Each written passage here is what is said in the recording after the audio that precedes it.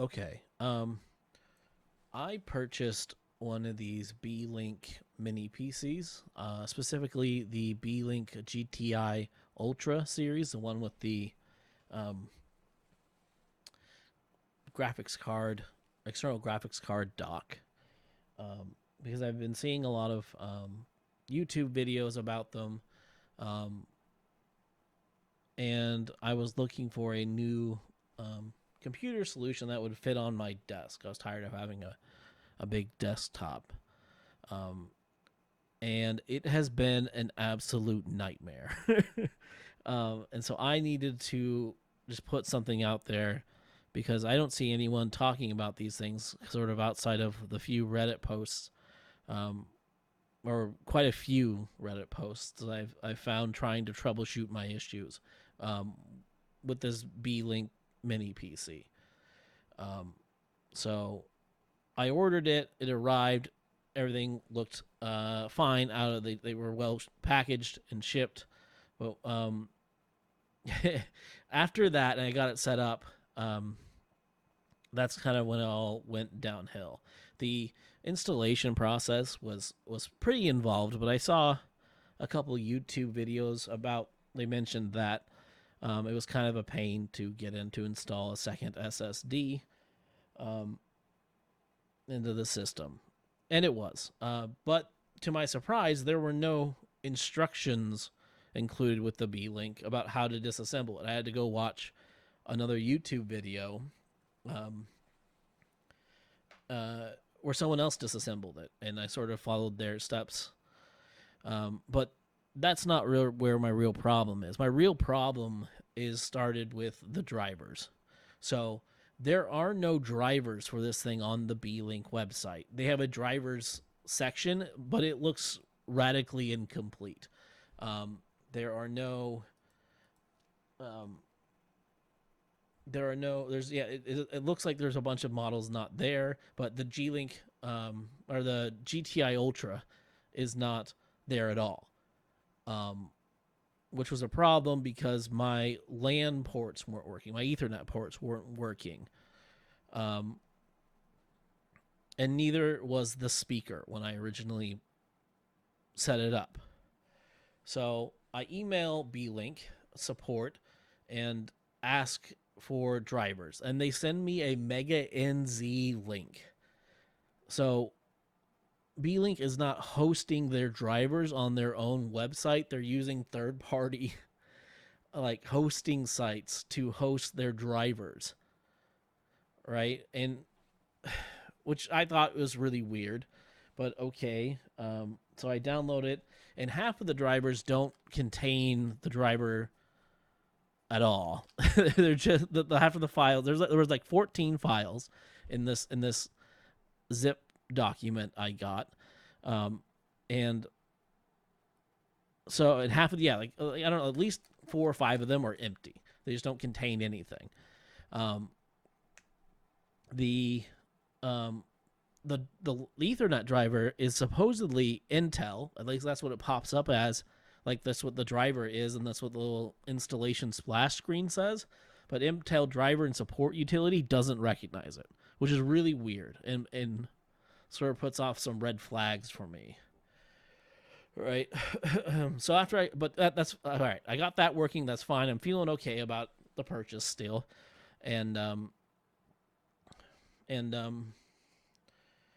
so I talked to them about the speaker, right? And they send me a BIOS update again through Mega NZ, and I download it and run it, and it fixes the speaker. But I also let them know that my SD card slot is not working, and then this is where the real nightmare begins, right?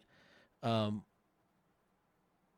so I've been going back and forth with them. I currently have, let me go look, 30 emails with these people trying to they just keep telling me my SD card isn't compatible even though it is. They keep telling me that I need to purchase a different one because their claim is all right. Their claim is that the SD card reader only supports something called SD 4.0, which is a term I've never heard. I'm a photographer, And SD 4.0 is, I've never heard that before.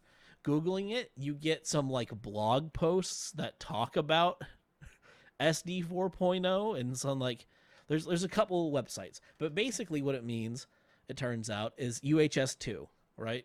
Which doesn't really make sense because all UHS 2 things I've ever seen are backwards compatible with UHS 1, right? But okay, maybe it is somehow only compatible with UHS 2 cards. But I have a UHS 2 card and it won't work. And they just keep telling me over and over and over and over again that it's not a UHS 2 card, even though you can clearly tell which cards are and are not UHS 2 because UHS 1 has one set of pins on the top of the SD card, while the UHS 2 has two rows of pins on the back of the card. I've sent them a picture of the pins on the back of my card, and they still tell me it's not compatible because I'm just getting the feeling now that they just don't accept returns. They're just doing everything they can to try to gaslight me, or they're lying, or they're just wrong. Either way, it's not good. This whole system is not ready for launch. There's not a real company. The drivers are hosted on Mega NZ. The website is almost completely broken. The drivers are even listed on their website for you to download. The contact support, the support I think is like literally 2 or 3 people, and based on the replies I'm getting, sometimes like that's another thing. My support, the person's replying to the same support thread will change. And it's just been chaos, and I'm beginning to think that this is like I'm just not going to get my money back, or I'm not going to be able to return it or exchange it for a new one. At this point, I just want my money back, because this is a pain, which is a bummer because I really like the form factor, I really like the performance, but like this company is not. If yours arrives broken, you're just fucked. They're going to jerk you around. They're not going to help you. If you actually need to return it, they're just trying to lie to you and get you to not return it. And all of that stuff, like along with the really shady, weird drivers, I don't know. I just no longer feel that comfortable with the computer. And so but I can't get them to approve a return. I've asked like 3 times in my support thread if I could either exchange it or I'd like to return it, and they just ignore it. They just ignore that part of it and go on to, usually now it's just been, tell me my UHS 2 card. I need to try a different UHS 2 card. Yeah, and so I haven't heard anyone else even mention this driver thing. And all the YouTube reviews I've seen some pretty reputable people talking about these things. No one talks about the fact that there are no drivers. You just have to, like, they had to download the drivers from a Mega NZ. Maybe that's normal with these Chinese mini PCs, but I feel like that's completely unacceptable. It's just, especially for how much these things cost, right? I spent like nearly $1,000 on this. It was like $900 or $898 or something. I got it on a Black Friday sale. So, luckily, I have a few options. I've been talking to my bank, and I can open a dispute charge if they refuse to allow me to return it. So that is going to be my next step, because I am completely out of options. And let me just address the thing. The SD card slot is a minor thing, and I will admit that I considered for a time just keeping it anyway, because I like I said, I like the layout. I like the form factor, right? But the more I think about it, the more I start to realize that, like, if this is how they treat me over a minor thing, if I were to have a major issue later, or if, or like many of the people I've seen on Reddit whose their dock arrives and it just doesn't work, and then they can't get support to help them.